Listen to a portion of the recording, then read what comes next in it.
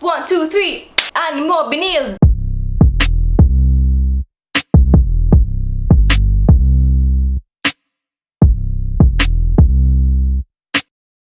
Hey guys, what's up? Welcome back to my channel. Ika here! This time last year, July 20, 2019, I graduated Multimedia Arts at the Salle College of St. Benilde. For today, our segment, Ika Answers, is back and I am going to answer questions regarding college life. I'm pretty excited to answer and share what I've learned as an art student and how I've applied it in my work and hopefully inspire people out there to just keep going. Basically how college helped me with life. Let's do this!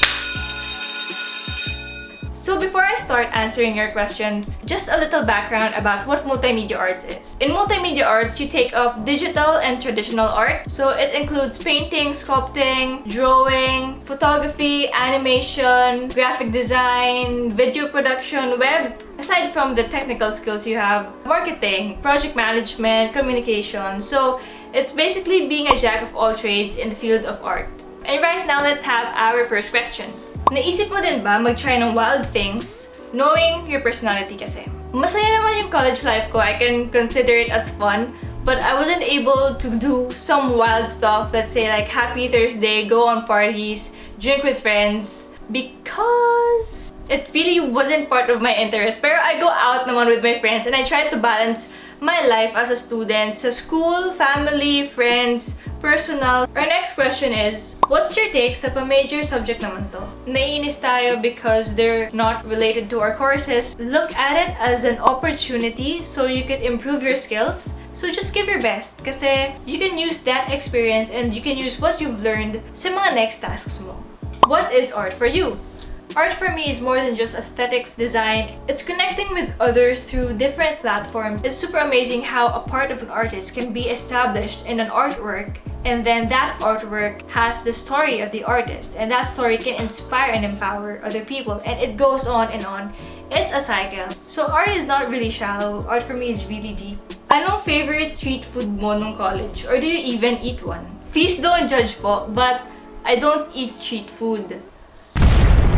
Don't judge ka and nag-judge ka. First kasi, it's traumatizing. Na-hospitalized ako noon. Nakuha ko yun for food contamination. So I became careful where to get my food. Second naman, my family is very conscious of the food we eat. We're not so used with oily food, kahit nga fast food. If we eat it, minsan, sumasakit yung tiyan namin. Very sensitive siya sa oil.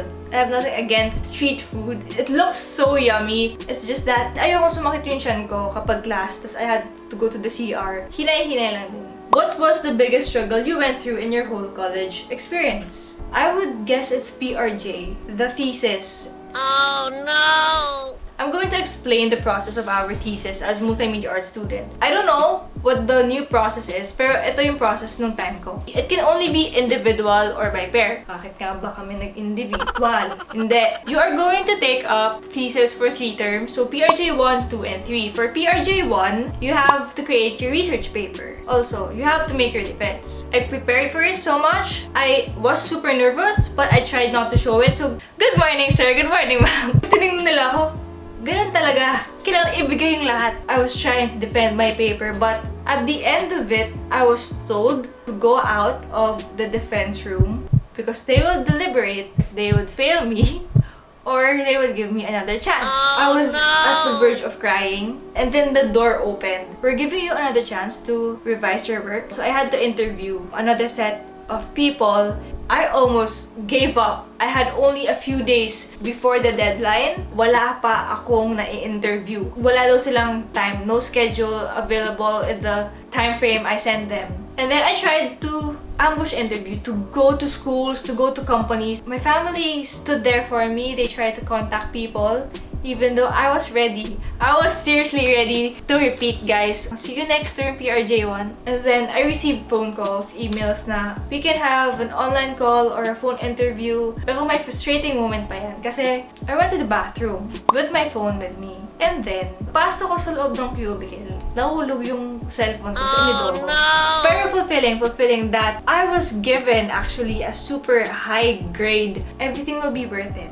That's just for PRJ1. PRJ2 is where you execute your project, the solution to your research problem. So mine is a website, and the PEG is like LinkedIn, professional social networking site. Aside from that, syempre you have to create your content. Lahat yun. Yung videos na ilalagay mo, yung pictures na ilalagay mo sa website mo. I think I was able to pull it off. The defense was quite easy for this one rather than the first one. PRJ2, check. PRJ3. PRJ3 is more of the user testing and marketing.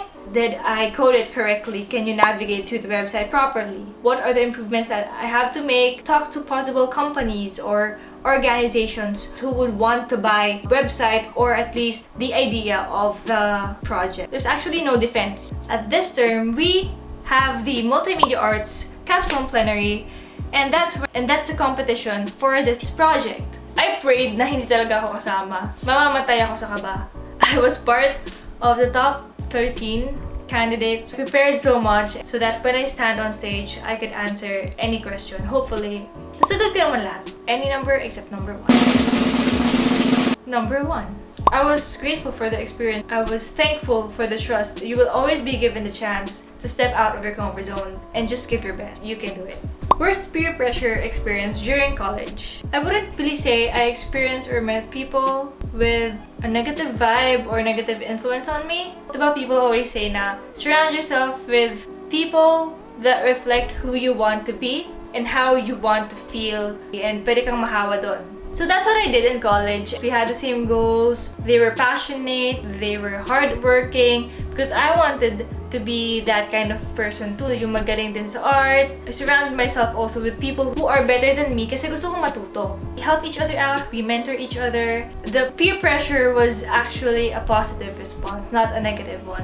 Which subject did you have a difficult time learning? 2D animation because I'm not so good with drawing, and we had to draw some characters and animate stuff. I was able to finish the project. What I can say is that I don't like drawing and animation, but in life and in work, you're going to do things that you don't want as well, but you have to. I suggest give your best luck, because at the end of the day, you can learn something new.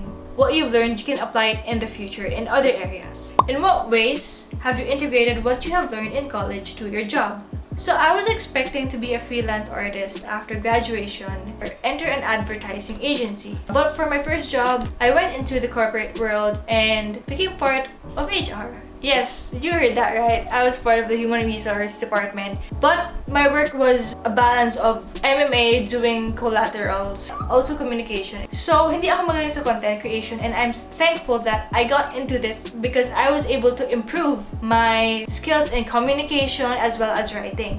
Do you want to venture into the field of movie making or directing? If given the chance, yeah, I would love to write a script and direct a film.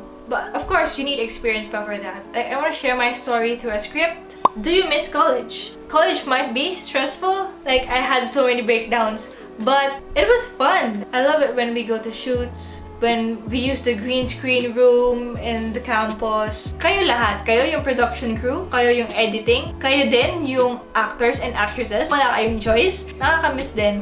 Mostly, it's because of the friends, the company. What was your daily routine back in college? It actually depends on the term, and it depends on the schedule available. Wednesday is my free day. For me, I get time to rest, and at the same time, kung kailangan man mag-shoot, lumabas kami, do what I have to do for the next 2 days. Kasi kung tuloy-tuloy siya, Monday to Thursday, jam-packed, pagod na ako sa gabi, hindi ko na magagawa ng maayos yung iba kong requirements. But as an MMA student, I don't really have a routine. It depends on the projects that you need to do. If you need to shoot inside the school, outside the school, need to interview, more on whatever needs to be done. It's also fun in a way because every day is like a new day. How do you fight creative exhaustion? You really can't force design, or you can't force creative juices, ideas. You need a break. Look for inspiration. We listen to music. We need to unwind by watching videos, going for a walk. Then after that, pag nag-brainstorm session na ulit, we look for pegs so that we can play around with it. Let the ideas flow. Write it down. Don't filter anything out. And at the end of the day, you know, you can get that creative idea that you need. Just don't force it out. It will naturally flow. What are your I wish I could have done it back in college thoughts? Well, I never joined an org back in college. I wanted it to be different sana, kasi that's what I did in high school already. So sabi ko, maybe it's not time for me to join an org if I would go back. Yun yung isa sa mga gusto kong gawin. Ang daming good experiences sa pag-join ng org. How is the college Ika different from the Ika now? I would say that I'm more of a risk taker. In terms of skill, nag-improve ako sa Adobe, software, sa pag-edit, and creating content. Kasi I'm not good at writing that much, and that's one new skill I've learned. I think I've also improved the way I speak and present myself to other people and how to fix my thoughts properly.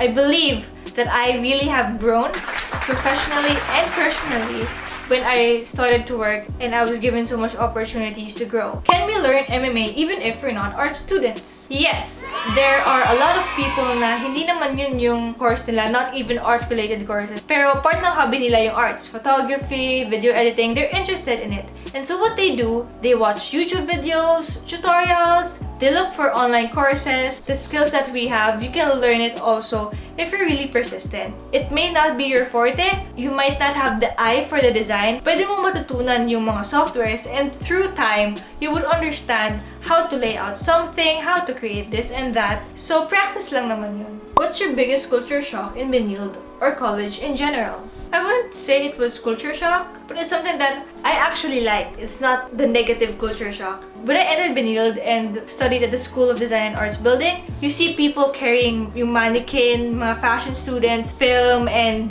multimedia art students carrying different kinds of equipment. You see the music production with their guitars. They just sing sometimes in the hallway. I see people cosplaying, iba-ibang color ng hair, iba-ibang hairstyles. And at school, I became more open actually when I went to Benilde. Ang ganda. It's nice to see the diversity. I love it. It may be difficult right now during the lockdown, but just have the willpower to keep on going. If you feel like you are demotivated, look for something that can inspire you. Look at your bucket list again, look at your dreams again, and try to recall why you started this in the first place. For those people who want to take MMA in the future, make sure that it's the course that you really want. You're gonna take a lot of stuff, of art stuff, into your brain and into your system.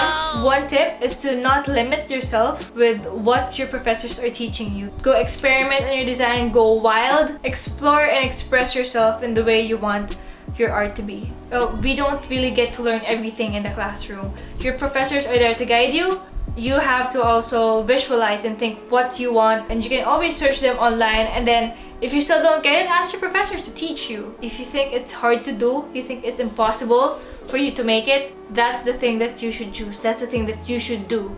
Challenge yourself so that you can grow and you can get better. I want to thank those people who submitted the questions. I had fun answering them. And so yeah, that's it for this vlog. I hope you guys enjoyed and learned something. I love answering your questions and getting your feedback. So comment down below what you actually want me to do in my next vlog. And if you want another Ika Answers segment, what questions or what's the theme that you want. So tell me, comment down below. And don't forget to subscribe if you want to see more. This has been Ika Lansang, ang shy vlogger ng Las Piñas.